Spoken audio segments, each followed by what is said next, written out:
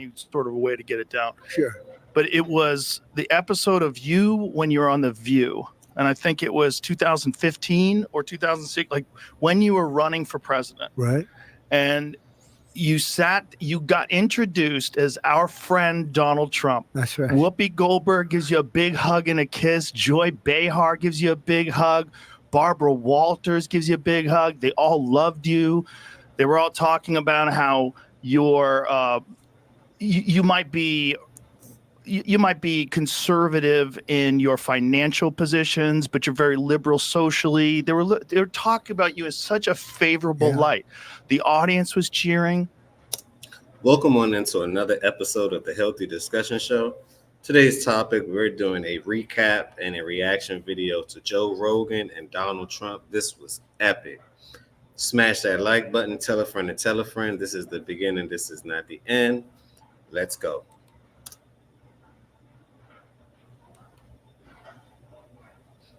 And then you actually started winning in the polls, and then the machine started working towards you. Yep. Yeah. But there's probably no one in history that I've ever seen that's been attacked the way you've been attacked. And I agree. It's not like he needed a presidency. I believe that presidency needed him, right? It's not like he needed presidency. I believe that presidency needed him. And it goes to show Donald Trump obviously is a busy man. He's obviously a successful entrepreneur. There's nothing that most can do about that. He's a busy man.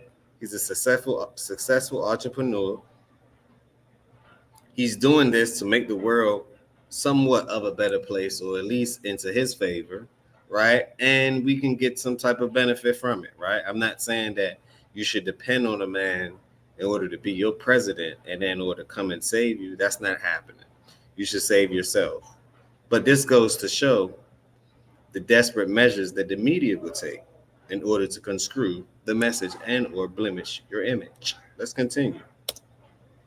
And the way they've done it, so coordinated and systematically. When you see those same people in the past, very favorable to you, like Oprah, when you were on Oprah's show, Very. she was encouraging you. Last week, I did one of her last shows. I think maybe Thursday or Friday. There was a pause.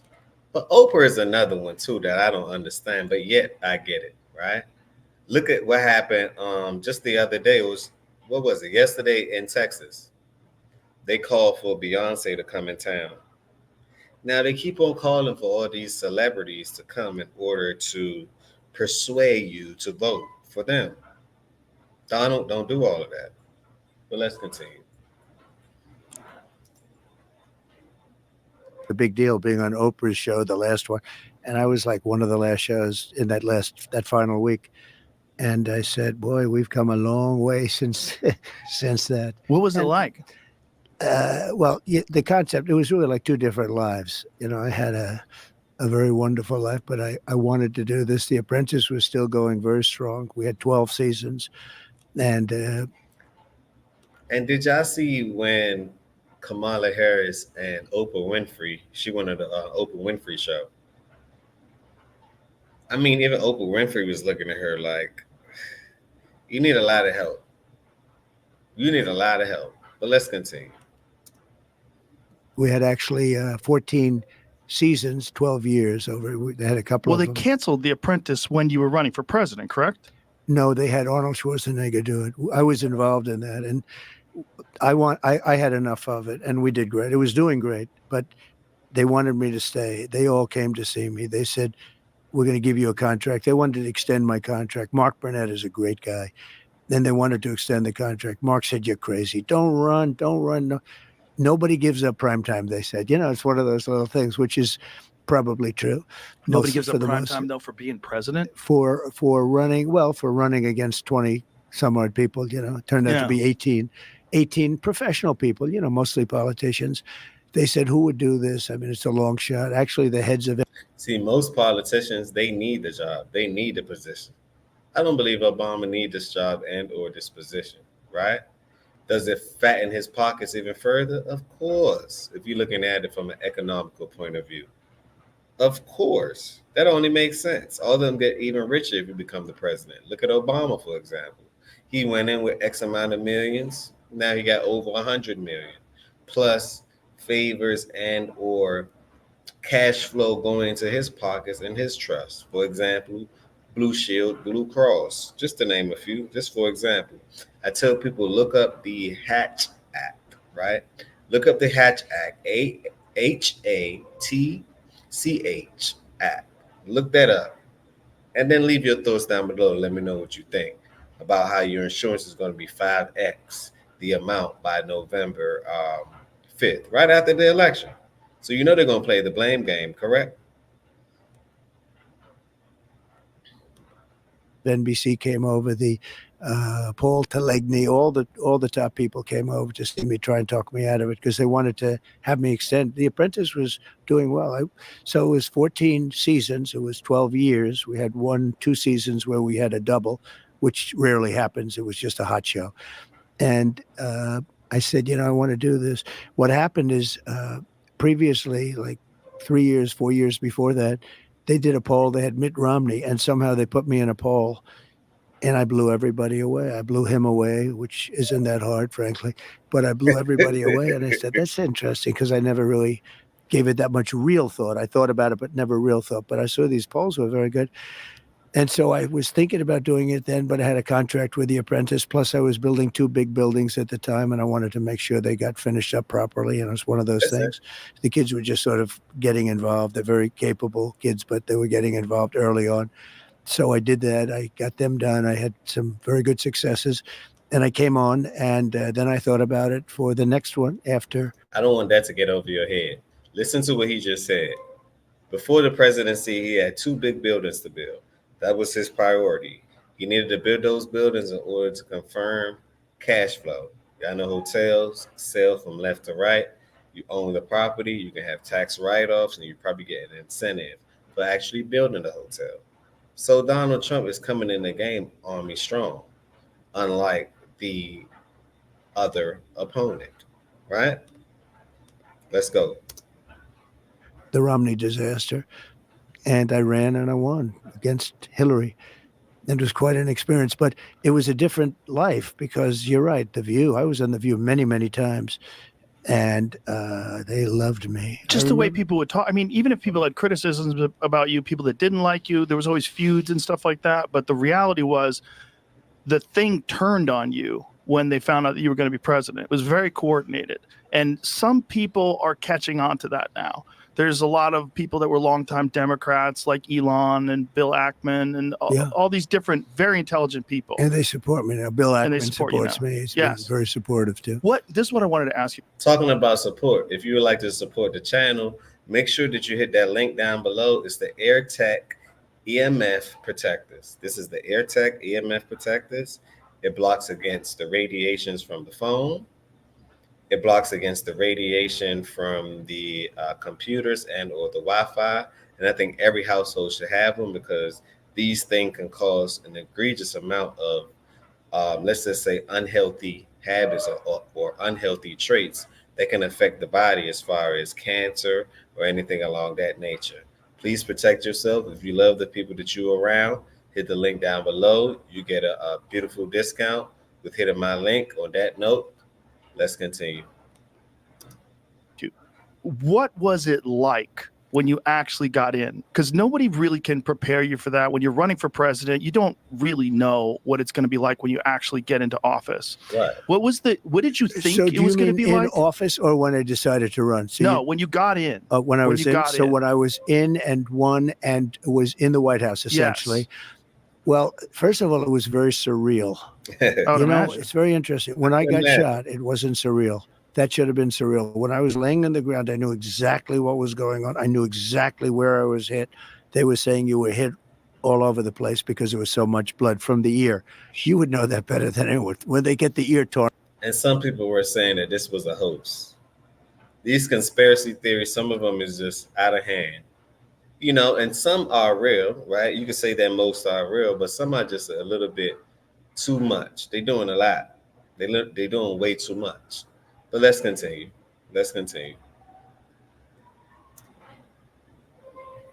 Not one. Our ears bleed a lot. Yeah. Bleed. Anyway, so and I was thinking the other day, when that happened, I really knew where I was. I knew exactly what happened. I said I wasn't hit anywhere else. With the presidency, it was a very surreal experience. Okay, Like, and what's day one like? You so win, yeah, you get inaugurated. so Holy shit, I'm the president. yeah, that's what happened. So I'm driving down Pennsylvania Avenue. I just built a building on Pennsylvania, the hotel, the old post office it was. We called it Trump National Hotel. And we sold it to the Waldorf Astoria. And it was a wonderful thing. But I'm driving down, I'm passing the hotel. You've never seen so many motorcycles, police, military. It was a major thing. I got off really the first time I used Air Force One, landed, and we're coming down, and it was very beautiful. I mean, it was incredible. And we're going down Pennsylvania Avenue in the opposite direction. Normally you're used to going one way, and all of a sudden you're going the other way. The street was loaded up, and I wanted to go out and I wanted to wave to everybody, but that wasn't smart. The kid's a little bit dangerous, right? I mean, when you watch like Kennedy and some Yeah. others, right? But I really felt, I don't know, the love was so crazy. And so I did get out of the car for a brief, just for a very short walk. I thought it was very important to do. And Melania got out with her beautiful dress on that became sort of a staple. It was, people loved it. And Barron, and we're walking down the street. But where it really got amazing, we get to the White House, and now it's a little bit before dark, beautiful. And we went up to the president's quarters. They call them the presidential quarters. And I'm standing in this beautiful hallway. It's funny. Nobody ever talks about the White House as being beautiful inside. You think it's going to be, everything's going to be all metal doors and stuff. It's not. It's so beautiful. I made my money largely on luxury. The hallway is like 25 feet wide. The ceiling heights are, it's so beautiful. But I was standing there and I said to the guys, I want to see the Lincoln bedroom. I had never seen the Lincoln bedroom. I'd heard about the Lincoln bedroom. And I was standing with my wife. I said, do you believe it? This is the Lincoln bedroom. I mean, it was amazing because look, if you love the country, but here you're, the Lincoln bedroom, and the bed, he was very tall. He was 6'6", which then would be like Barron. Right. Would be like Barron Trump. He's 6'9", but 6'6". He was very tall. Then on top of that, he wore that. Yeah, there it is. It's a long bed, elongated bed. And because people were shorter than you see, some of the chairs are very, very low to the ground, actually. But he had the long bed, and they had, you had the Gettysburg Address right on that, right under that. You can't see it here, but right there, the original version of the Gettysburg Address. And this is the original. And I'm looking, and I just looked around. I said, do you believe this? Because I was never a politician. First of all, even if you were a politician, but I was never a politician. I sort of just started, right? Right. And all of a sudden I'm standing in the White House. And it was very... But to me, that's when they began their smearing campaign. When you just started, that's when they start saying, you know what? This man is already a successful entrepreneur. Now he's coming in and he's getting this and he's getting that. Is there such thing as too much power? The last time I checked, Donald Trump is related to the 13th bloodline. So it's just, or is this just friendly competition? Or, frankly, Shakespeare entertainment? Leave your very thoughts surreal. That room was so beautiful to me, much more beautiful than it actually is. To me, when I looked at the bed, and the bed you could see was a little bit longer, had to be a little bit longer. Mm-hmm. He lost his son, and they suffered, the two of them suffered from melancholia. They didn't call it depression. They called it melancholia, and they suffered from it. He was a very depressed guy, and she was a very depressed woman, more so than him. And on top of that, mental health is extremely important.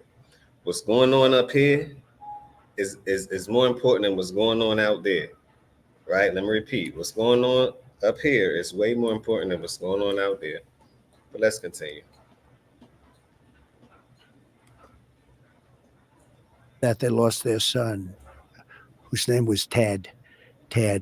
And it was just seeing it in the little pictures, a little tiny picture. I mean, you can't see the details there. Little tiny, everything the way it was, a little tiny picture of Tad, who he lost, and it was devastating. And he was, he was. Look, he was in a war. He was, and he was having a hard time because he couldn't beat Robert E. Lee. Robert E. Lee won like 13 battles in a row, and he was getting like a phobia, like a fighter. You know, a lot about the fight stuff. But like, I went to a UFC fight, and it was a champion who was 14-1 about a year ago. You would know the names. 14-1, and the only guy he lost to was this one guy, but the guy that he was fighting was like almost just an average fighter. Lost numerous times, but he beat this one guy. So I said, okay, I really don't know who you're talking about. I'm trying to. I will figure it out. Okay. But about a year ago. But the point is that he lost. He wasn't nearly the fighter as the one, but the one who was not nearly the fighter had beaten. He's the only guy that beat the champ like 5 years before. And I said, I'll take. So basically, he was the underdog. If I'm getting the gist of the story, he was the underdog. He showed resilience. He showed consistency. He showed some form of determination, and he came to conquer. But let's continue. The guy that won the other fight, and that's what happened. He beat him a second time. Sometimes psychological advantages. Yeah, what is this crazy thing? Lincoln had I don't know. I've never read this. I heard it from people in the White House who really understand what was going on with the whole life of the White House. But Lincoln had the yips about, in a way, as the golfers would say. He had a phobia about Robert E. Lee. He said, I can't beat Robert, because Robert E. Lee won many battles in a row. He was just beating the hell out of him. You know, they tried to get Robert E. Lee to be on the North, but he said, no, I have to be with my state. You know, the state was his whole thing. And he went to the South. And he was, I've had generals tell me, we have some great generals. The real Quick little history lesson. Generals, not the ones you see on television, the ones that beat ISIS with me. We defeated ISIS in record time. It was supposed to take years, and we did it in a matter of weeks. These are great generals. These are tough guys. These are not woke guys.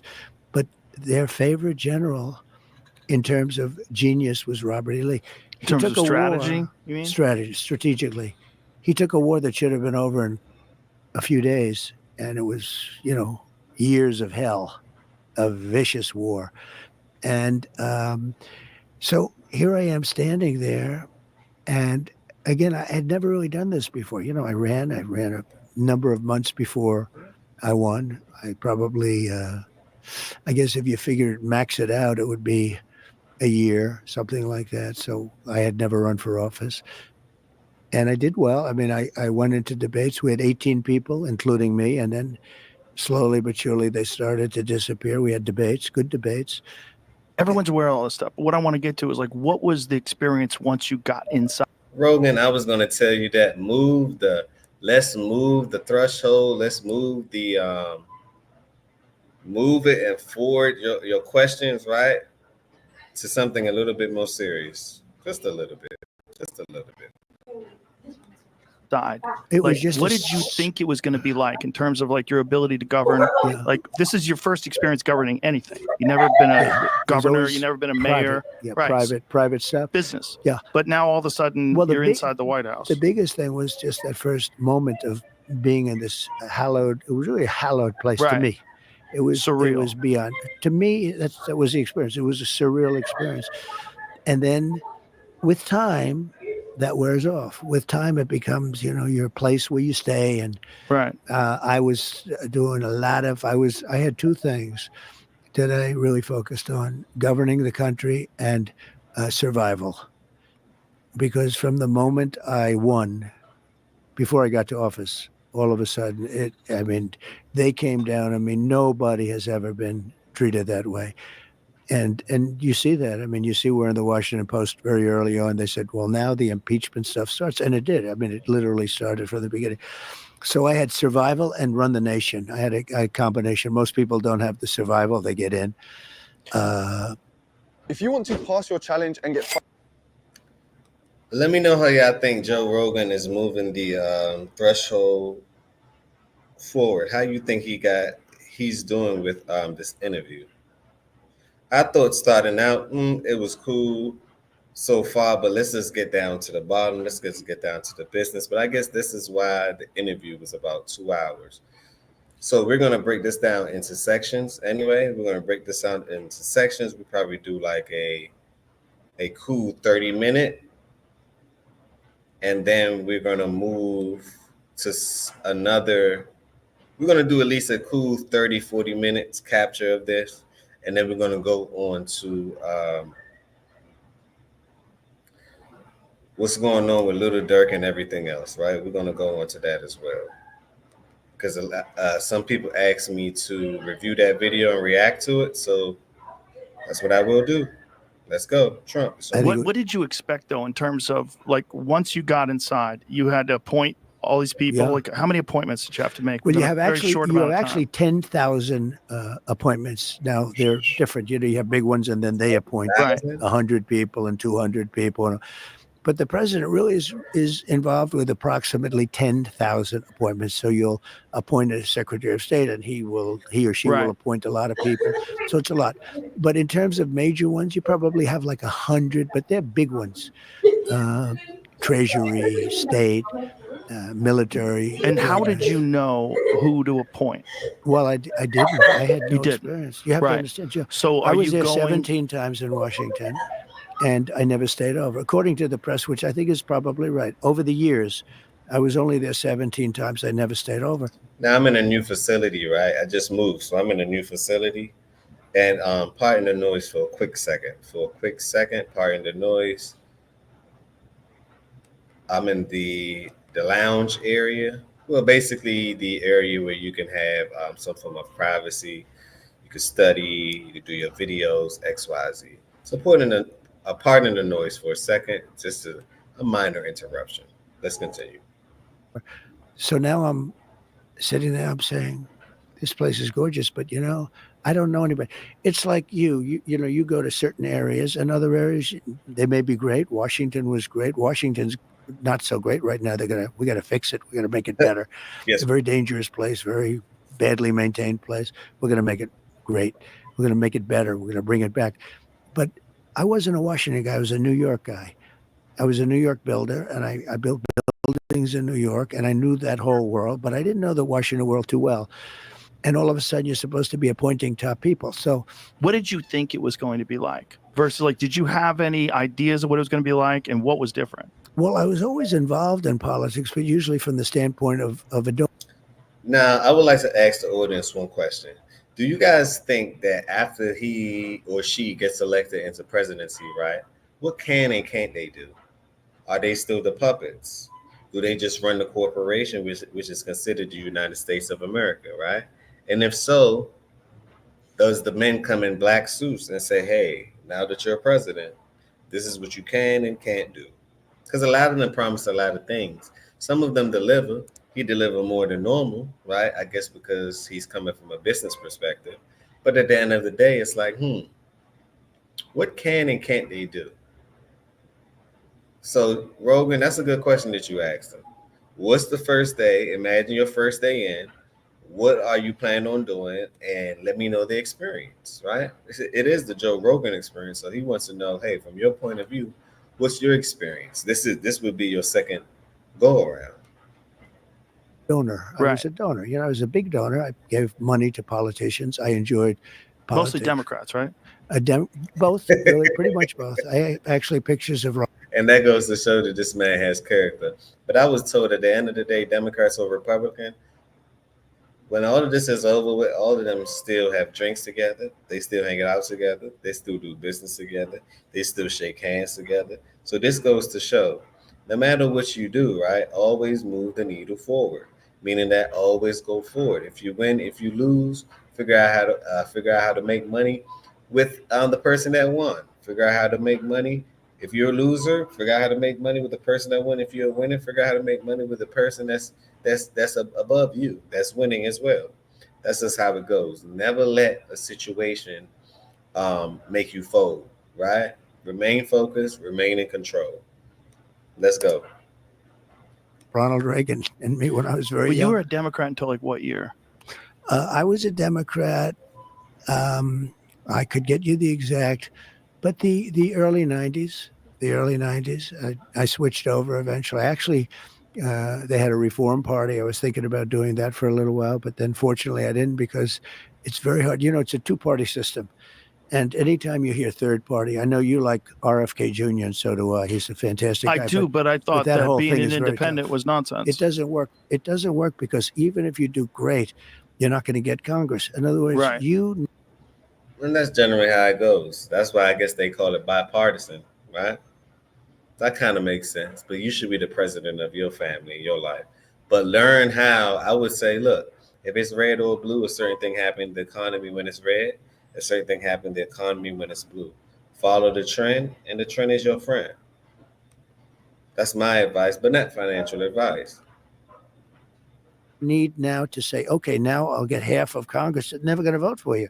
So even if you got there, which is very hard, and I know how you feel about Bobby, and I feel the same way, and he's now with us. But it doesn't. It's pure and simple. It's a two-party system, right?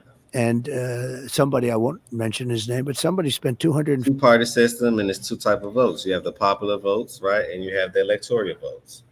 The electoral votes, that's who determine who the presidents are or is. And I look at it like, do we really control the electoral votes? Can somebody put a hell no in the chat? We do not control the electoral votes.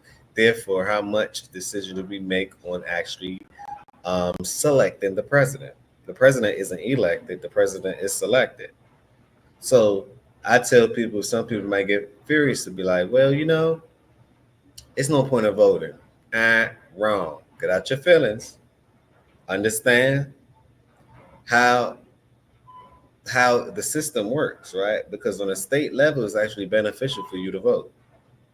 Vote for your local governors. Vote for this, vote for that, because on a state level, that's what matters. Notice what happened in 2020 when they told us that we had to shut everything down, right? What happened? Florida stayed open. Why? Because the state governor said, you know what? We want people to come to Florida. We want people to have a good time. We don't want people to wear masks. We want these restaurants to be open. We don't want to kill our city. We got to make sure that it's alive, right? So that goes to show the power of the governor. Pay attention. Pay attention. $50 million trying to get the nomination as a Reform Party candidate or whatever, and they got just nowhere. You get eaten. You just get eaten. The system eats you alive. Right. So it was really somebody that not only was new to Washington, but was new to politics.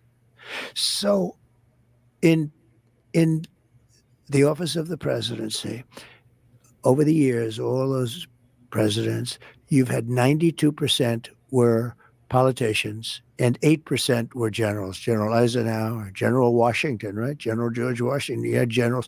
So it's 8% no admirals, 8% generals, and 92% politicians. They're politicians and they go on. So they never had a business guy, or they never had a guy that wasn't elected to an office. And this is what I like about Trump. He's not a politician. He runs and owns businesses, and businesses that's successful, especially in the real estate market, right? So if he's running successful businesses, why wouldn't you want him a part of it? Let's continue.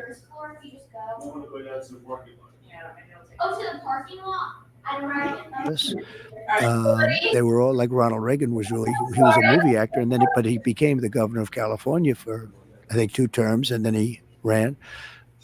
So you'd never had a thing like this. But in terms of me, and sometimes I'd use it as an excuse, and I don't like having excuses actually, but I'd use it as an excuse. I had to realize. I was told that my slogan was, excuses are for the weak and incompetent. So if you're weak and incompetent, oh yeah, you may love excuses. I have no excuses. Every day I upload something. Every day I'm consistent. Every day I do what I want to do and what I need to do in order to get to the next level and elevate. But let's continue. Rely on people that I respected or liked, but that I didn't know that well because I didn't know them that well. Some of those people I campaigned against because, when you have 18 people, we had mostly politicians running in the election, running in the primaries. and they got knocked out one by one. But I got to like some of them. Some of them I didn't like at all. I don't like them now. And I'd rely on them, and I'd rely on other people. So all of a sudden, people would come in. I'd like to recommend so-and-so to be Secretary of State. And I'd have 3, 4 people recommend. One thing I can tell you, everybody wants the position. Of course. No, but sometimes I'll hear, a lot of people don't want to work with Trump because Trump is tough to work with, et cetera. Let me tell you, everybody wants to be any one of these positions. They die for it. Of course. Now, they don't want to be known. I mean, there's a particular guy in New York, primarily, very big, very successful, very strong, very political, although he's not a politician. He'd give anything to be Secretary of State. But if they ask him, no, I don't think I would do it. But in the meantime, begging for it. Okay, begging. They all. I believe you. Everybody wants it. But what I wanted to get by the to, way, no matter what you do, but it's very dangerous to pick somebody outside of a politician because a politician's been basically vetted for years. right. You pick a business guy, and they've never been vetted at all, and they're the head. And that's the thing that they don't like about Trump. He's a business guy coming in, so they don't know what he may do, what he may change that won't benefit them. They have to reset everything, wait for another 4 years, XYZ. Pay attention. Pay attention. Now, we did the first 20 minutes of this. We're going to break this down into segments, right? We're going to break this down into segments. I'm going to let them talk for a little more, couple more minutes, and then we're going to go into of a big company or something, but they've never been vetted. You know nothing about his personal life. You know nothing about Right. where he's been.